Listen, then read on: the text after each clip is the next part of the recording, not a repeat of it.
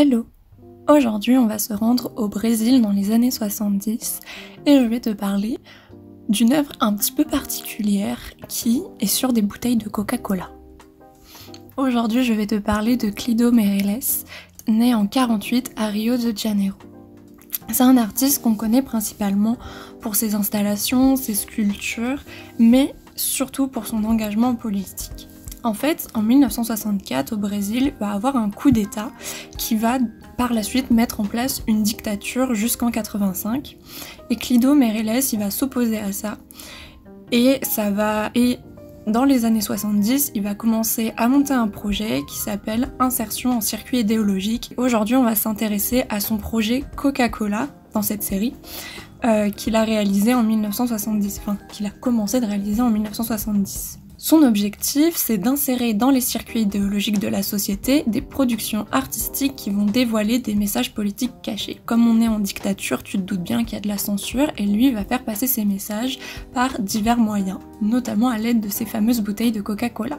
En gros, ce qu'il faisait, c'est qu'il retirait les bouteilles de Coca-Cola de leur circulation habituelle et les modifiait en ajoutant des messages contre la politique qu'il y avait, ou aussi parfois des instructions sur, par exemple, comment transformer cette bouteille en cocktail Molotov avant de les redonner au circuit normal, on va dire. En plus de ça, ces bouteilles de Coca-Cola, c'est vraiment un objet du quotidien et un objet de circulation de masse. Et dans les années 70, c'est aussi le symbole de l'impérialisme des États-Unis. Et c'est aussi devenu un symbole du capitalisme. Et progressivement, quand ces bouteilles vides vont être remplies de Coca-Cola, le message va apparaître en lettres blanches. C'est un processus de création qui est assez simple puisqu'il se réalise sur un objet qui est déjà en fait tout fait et qui a déjà pour but d'être diffusé. C'est une démarche conceptuelle peu chère et qu'il peut reproduire à l'infini.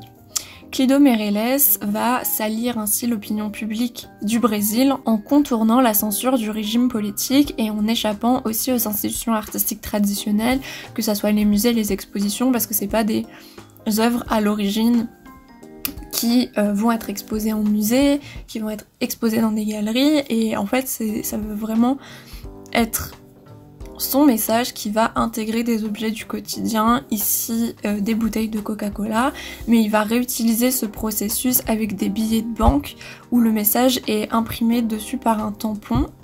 J'espère que tu as pu en apprendre un petit peu plus sur cette œuvre. Je te retrouve demain pour une nouvelle œuvre. Salut!